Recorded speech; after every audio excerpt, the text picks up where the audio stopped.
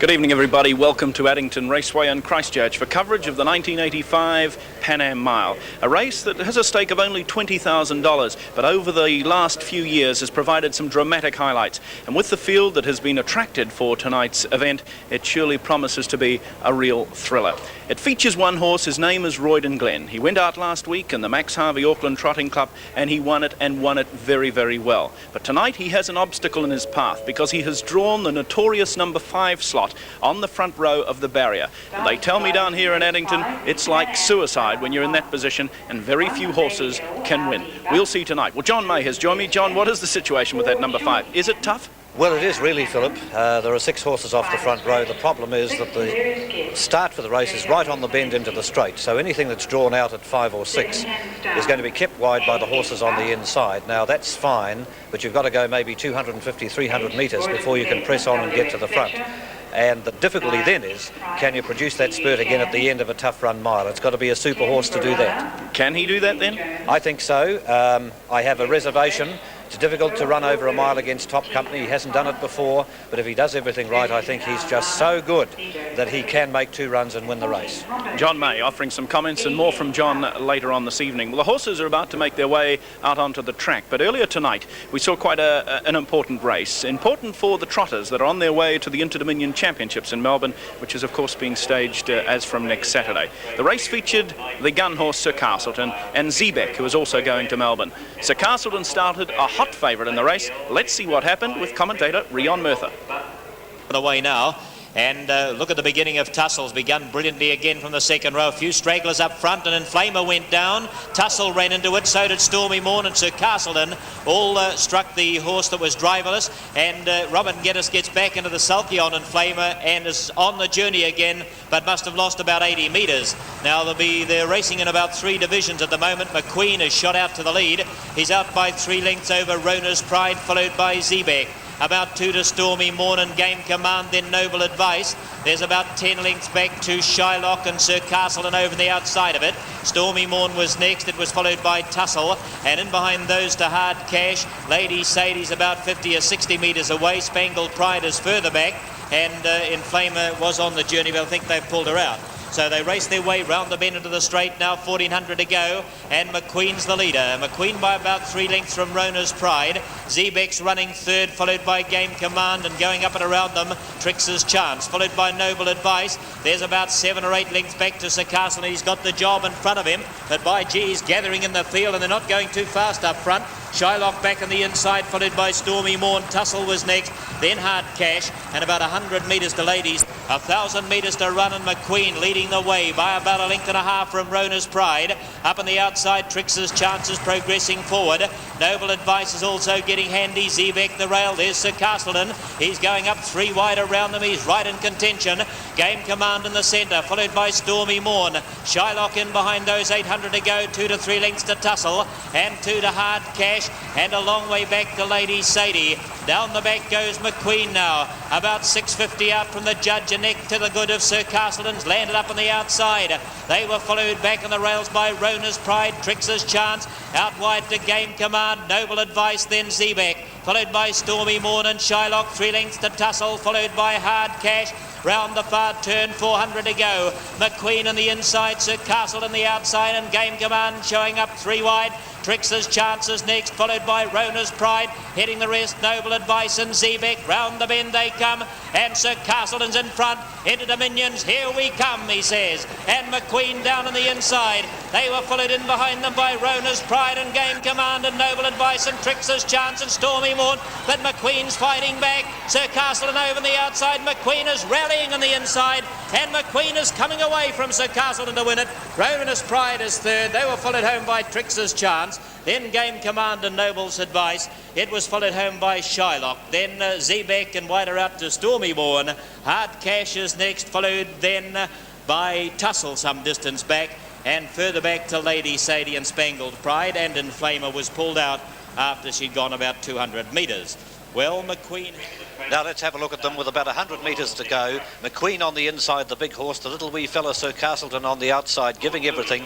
Remember, though, he lost about 60 metres in the skirmish at the start. An astonishing performance to get up as close as he did. Rona's Pride battling on about 3 lengths away down on the fence. Stormy Morn doing the best of the others. They get down towards the winning post. McQueen's got it won. Driver Ian Keith has a look over, sees Sir Castleton's cover, just lets him coast down to the line. McQueen wins it, a bit of a turn-up. Sir Castleton absolutely gallant in defeat, lost nothing by running second only, and Rona's Pride held on just long enough to keep the third placing. Been a bit of a bridesmaid, Almana. Now the dividends. Number 7 McQueen paid $15.35 and $3. 15 Sir Castleton, the hot favourite, $1.25 for second.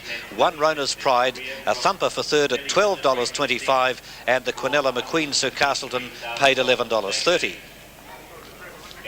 The Pan Am Mile has been in operation since 1971, and some of the good horses that have won the race include Arapaho, Lord Module, of course Bonnie's Chance, who won it on 2 occasions, and last year Norton. Well, can Roydon Glen add his name to the list? Well, let's see who will oppose him in the 1985 running of the event. Classy lineup for sure. 1 is Lady Ill, 4 Sure He Can, 6 Hilarious Guest, 7 Hands Down, 8 the favourite Roydon Glen. 9 is Enterprise, 10 Barana, 12 Lord Louis, 13 Almana, and 14 Hondo's Dream. 10 of the best, and the speed will be on all the way.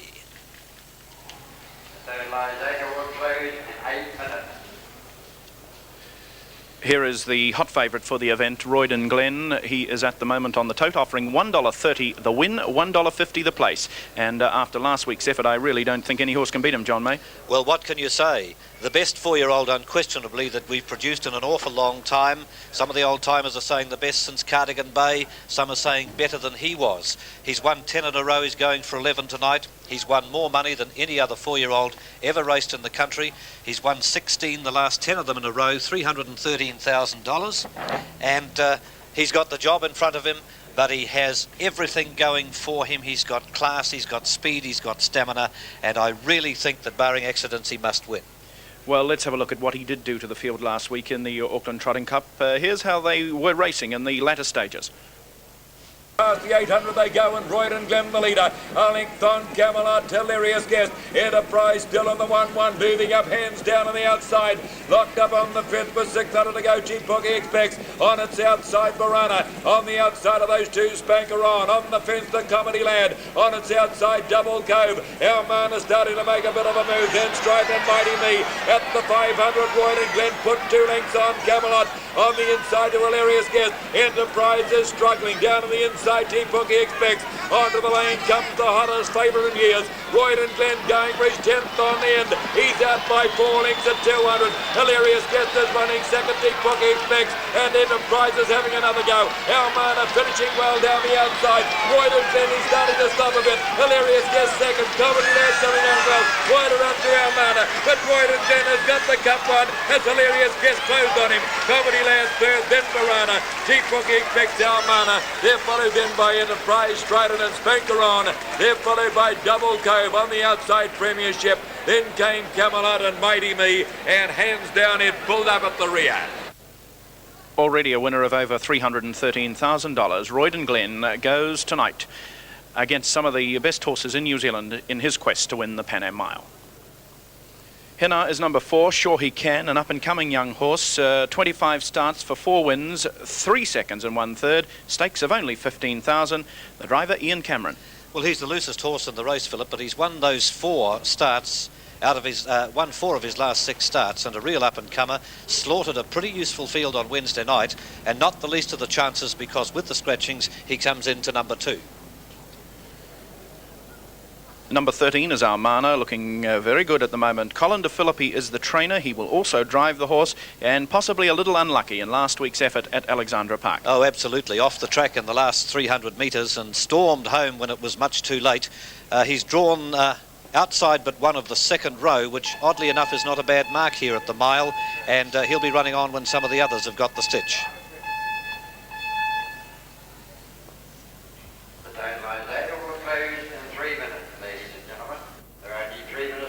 one of the horses that is into Dominion bound is number 12, Lord Louis. A most convincing winner here the other night, John, and he will, I'm sure, be somewhere thereabouts. I don't doubt that. He's a typical lordship. He's game, he's tough. He won in 2 minutes flat on Wednesday night and didn't look as if he'd blow a match out at the end of the race. And while he's also got a somewhat awkward second row draw to contend with, he's cherry ripe for his trip to Melbourne. The Inter Dominion's just 7 days away, but I'm sure he'll give a good account of himself in this.